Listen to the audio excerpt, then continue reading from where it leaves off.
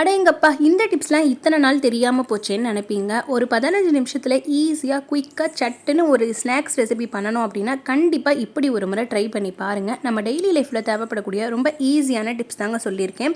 நீங்கள் இப்போ தான் நம்ம சேனலை ஃபஸ்ட்டு டைம் பார்க்குறீங்க அப்படின்னா கடைசி வரைக்கும் பாருங்கள். பிடிச்சிருந்துச்சு அப்படின்னா மறக்காமல் சப்ஸ்கிரைப் பண்ணி கூட இருக்க பெல்லைக்கானையும் ஆல்னு கிளிக் பண்ணி வச்சுக்கோங்க. அப்போ தான் நான் போடுற வீடியோ டெய்லி உங்களுக்கு நோட்டிஃபிகேஷனில் காட்டும்.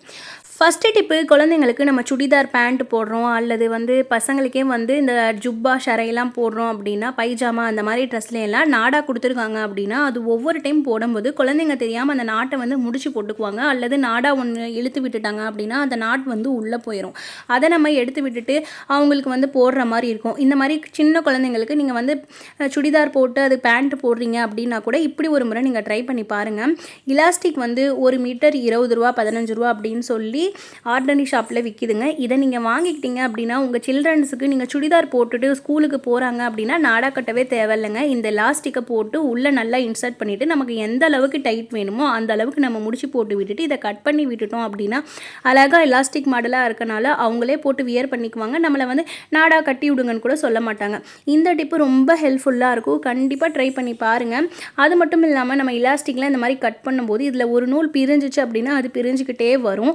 அதுக்கு நீங்கள் இந்த மாதிரி சிசர் வச்சு கட் பண்ணிவிட்டு ஒரு ஊதுபத்தியில் பற்ற வச்சுட்டு அல்லது இந்த மாதிரி தீக்குச்சியை பற்ற வச்சு அந்த நெருப்பை இந்த மாதிரி காமிச்சிங்க அப்படின்னா அதுலேருந்து நாட் எப்போவுமே பிரிஞ்சு வராது. அந்த நூல் மாதிரி பிரிஞ்சு வராது. இது நீங்கள் புது ரிப்பன் வாங்குறீங்க அப்படின்னா கூட கட் பண்ணிவிட்டு இந்த மாதிரி செஞ்சீங்க அப்படின்னா அதில் நூலாக வராதுங்க. இந்த டிப் உங்களுக்கு பிடிச்சிருந்துச்சு அப்படின்னா மறக்காமல் இந்த வீடியோக்கு ஒரு லைக் கொடுங்க. நெக்ஸ்ட் டிப்பு ரொம்ப யூஸ்ஃபுல்லான டிப்ஸுங்க. இந்த ஒயர் வெறும் 30 ரூபா தான். இது ரொம்ப ஹெல்ப்ஃபுல்லான விஷயம். நம்ம வீட்டில் ஃபோன் ஒயர் சார்ஜ் பண்ணுறோம், அதாவது நம்ம ஒரு ஃபோன் வாங்கியிருப்போம், அதுக்கான கேபிள் இருக்கும், அது ஒரிஜினலாக இருக்கும். ஆனால் இது பிஞ்சு போச்சு அப்படின்னா நம்ம என்ன தான் வேறு ஒரு கேபிள் வாங்கி மாட்டினாலும் அதில் அவ்வளோ சீக்கிரமாக ஃபாஸ்ட்டாக சார்ஜே ஏறாது. இந்த மாதிரி நீங்கள் ஃபோன் ஒயர் வச்சுருக்கீங்க அப்படின்னா பிஞ்சு போச்சு அப்படின்னா அதுக்கு நம்ம டேப் போட்டு சுற்றி வைப்போம். டேப்புமே ஒரு சில நேரத்தில் என்னாகும் அப்படின்னா நம்ம ரொம்ப அழுத்தி சுற்றி இல்லைனா ரொம்ப இந்த மாதிரி சுத்தம் போது அந்த உள்ளே இருக்க ஒயர் பிஞ்சு போயிட்டு நமக்கு சார்ஜே ஏறாது. பார்த்து கேர்ஃபுல்லாக தாங்க நம்ம இதை பண்ணணும். இப்போ நான் என்னுடைய கேபிள், அதாவது இந்த சார்ஜ் நான் எடுத்து ஓப்பன் பண்ணி காட்டுறேன் பாருங்கள். உள்ளே இருக்க ஒயர் எந்த அளவுக்கு தெரியுதுன்னு நீங்களே பாருங்கள். நம்ம ஒரிஜினல் சார்ஜ் ஒயர் வச்சுருக்கோம் அப்படின்னா கண்டிப்பாக வாங்கின புதுசுலேயே இந்த மாதிரி ஒரு 30 ரூபா செலவு பண்ணி நீங்கள் உங்கள் ஃபோனுக்கு போட்டு வச்சுக்கிட்டீங்க அப்படின்னா எத்தனை வருஷம் ஆனாலும் அது உங்களுக்கு பிஞ்சே போகாது. நான் இப்போ லைட்டாக அந்த டேப்பை மட்டும் லைட்டாக அந்த ஒயரை வச்சு நல்லா சுற்றி விட்டுட்டேங்க. நம்ம டேப்பை மட்டும்தான் சுற்றணும். அந்த கேபிள் ஒயர், அதாவது அந்த சார்ஜ் ஒயர்லாம் நம்ம சுற்றி விட்டுட்டோம் அப்படின்னா அந்த இது பிஞ்சு போய் நமக்கு சார்ஜே ஏறாமல் போயிடும். இந்த ஸ்ப்ரிங்கு வெறும் 30 ரூபா தாங்க. எல்லா கடைகளுமே விற்கிது. இதை வாங்கிட்டு நீங்கள் இந்த மாதிரி உங்களுடைய சார்ஜ் ஒயருக்கு அப்படியே ரவுண்டாக சுற்றிக்கிட்டே வந்தீங்க அப்படின்னா எத்தனை வருஷம் ஆனாலும் இது பிஞ்சு போகாது. இந்த ஒரிஜினல் கேபிள் நமக்கு மிஸ் ஆயிடுச்சு அப்படின்னா நமக்கு சார்ஜ் ஏறுறதுக்கே ரொம்ப சிரமமாக இருக்கும். அதனால் கண்டிப்பாக இந்த 30 ரூபாய்க்கு இந்த பொருளை வாங்கி நீங்கள் உங்கள் சார்ஜுக்கு நீங்கள் போட்டு வச்சுக்கலாம். அது மட்டும் இல்லாமல் இது 2 in 1 கூட நீங்கள் யூஸ் பண்ணிக்கலாங்க. அது என்ன அப்படின்னா, நம்ம வீட்டில் மோதிரம்லாம் வச்சுருக்கோம், நமக்கு ரொம்பவே லூஸாக இருக்குது, நிறைய மோதிரம் வியர் பண்ணுறோம் அப்படின்னா ஒரு சில மோதிரம் நமக்கு லூஸாக இருக்கும்போது அந்த மோதிரத்துக்கு கூட இந்த ஸ்ப்ரிங்கை நீங்கள் சுற்றி விட்டுக்கலாங்க. பார்க்குறதுக்கு ரொம்ப நீட்டாக அழகாகவும் இருக்கும்.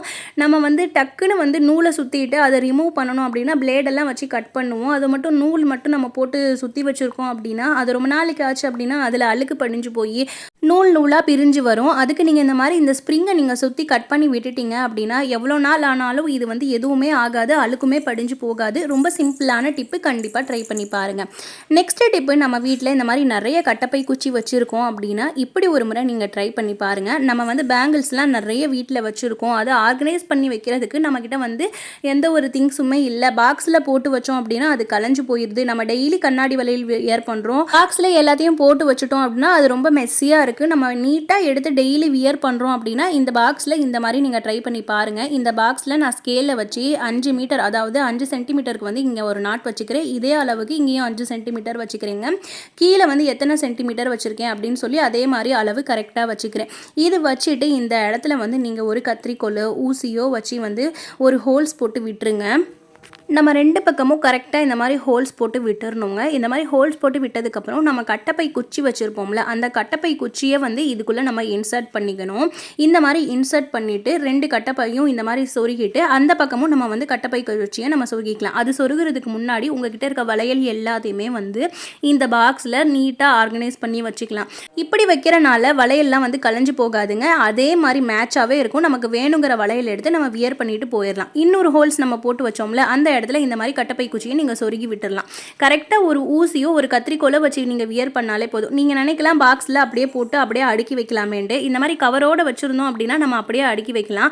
ஆனால் நம்ம பிரித்து நிறைய வளையல் போட்டிருப்போம். அந்த மாதிரி வளையல்கள் எல்லாம் வந்து நம்ம இந்த மாதிரி வந்து ஆர்கனைஸ் பண்ணி வச்சுட்டோம் அப்படின்னா செஞ்சு போகாது, நீட்டாக இதே மாதிரி இருக்கும். நமக்கு வேணுங்கிறப்ப எந்த வளையல் வேணுமோ அதை எடுத்து நம்ம போட்டுக்கலாங்க. இதுக்கு மேலே நீங்கள் பாக்ஸ் மூடி இருக்குல்ல, அதை கூட நீங்கள் போட்டு மூடி வச்சுக்கலாம். இதனால் என்ன ஆகும் அப்படின்னா தூசியுமே படியாது. உங்களுடைய அலமாரியில் பீரோவில் வைக்கிறீங்க அப்படின்னா அழகாக நீட்டாக அரேஞ்ச் பண்ணி வச்சுக்கலாம். ரொம்ப ரொம்ப சிம்பிளான டிப்பு தான். இந்த டிப்பு உங்களுக்கு ரொம்ப ஹெல்ப்ஃபுல்லாக இருக்கும். கண்டிப்பாக ட்ரை பண்ணி பாருங்கள். ஒரு 2 கட்டப்பை குச்சியும் இந்த மாதிரி பாக்ஸ் இருந்தால் உங்கள் வளையல் எல்லாத்தையுமே ஆர்கனைஸ் பண்ணி வச்சுக்கலாம்.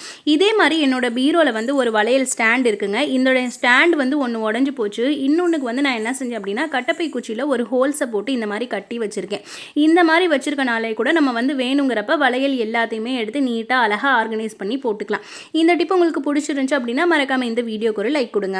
நெக்ஸ்ட் டிப்பு, நம்ம வீட்டில் வெறும் கோதுமை மாவு மட்டும்தான் இருக்குது. ஏதாச்சும் ஒரு ஸ்நாக்ஸ் ரெசிபி நல்லா கிறிஸ்பியாக காரசாரமாக சாப்பிட்ணுன்னு நினச்சிங்கன்னா கண்டிப்பாக இந்த ரெசிபியை நீங்கள் ட்ரை பண்ணி பாருங்கள். அந்தளவுக்கு சூப்பராக இருக்கும். நான் கோதுமை மாவு ஒரு கப் எடுத்திருந்தேன். அதுக்கு 2-3 டேபிள் ஸ்பூன் அளவுக்கு ரவை, 4-5 பல் பூண்டை வந்து துருவி சேர்த்துக்கிட்டேன்.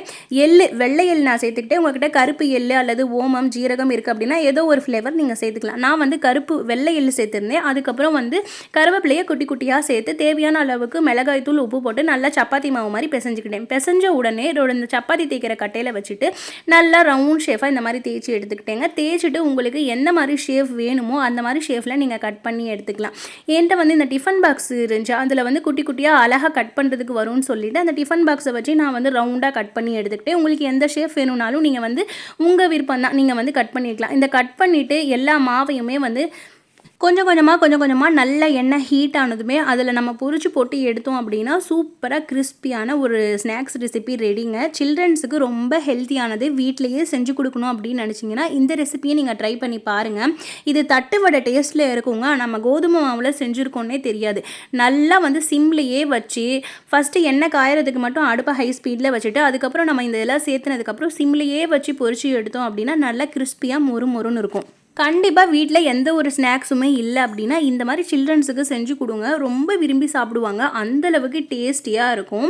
ரொம்ப ரொம்ப சிம்பிளான டிப்பு தான். கண்டிப்பாக பிடிச்சிருக்குங்க. நீங்கள் வீட்டில் ஒரு முறை ட்ரை பண்ணி பார்த்துட்டு எப்படி வந்துச்சுன்னு சொல்லி கமெண்ட் பண்ணுங்கள்.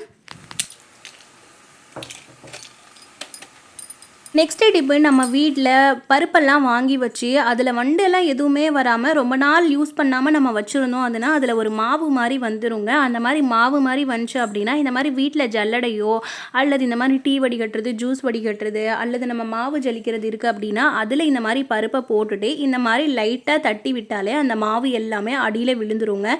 நிறைய பேருக்கு முரத்துலையெல்லாம் போட்டு புடைக்க தெரியல அப்படின்னா இந்த மாதிரி அடியில் ஒரு தட்டு ஒன்று வச்சுட்டு ஜல்லடையில் போட்டு நம்ம மாவு ஜலிக்கிற மாதிரி இந்த பருப்பை ஜலிச்சு எடுத்தோம் அப்படின்னா அதில் இருக்க அந்த மாவு தூள்லாம் எல்லாமே வந்து வெளியே வந்துடும். ரொம்ப ரொம்ப ஈஸியான டிப்பு தான். உங்களுடைய பருப்பில் இந்த மாதிரி மாவு அரைச்ச மாதிரி இருக்குது அப்படின்னா கண்டிப்பாக இந்த மாதிரி நீங்கள் ஜலிச்சு எடுத்துக்கலாம். நான் சொன்ன டிப்லாம் உங்களுக்கு ஹெல்ப்ஃபுல்லாக இருந்துச்சு அப்படின்னா மறக்காமல் நம்ம சேனலை சப்ஸ்கிரைப் பண்ணி சப்போர்ட் பண்ணுங்கள் ஃப்ரெண்ட்ஸ். இதே மாதிரி டிப்ஸ் அல்லது ஒரு லாகில் உங்களை மீட் பண்ணுறேன். அது வரைக்கும் பாய் ஃப்ரெண்ட்ஸ். தேங்க்யூ ஃபார் வாட்சிங்.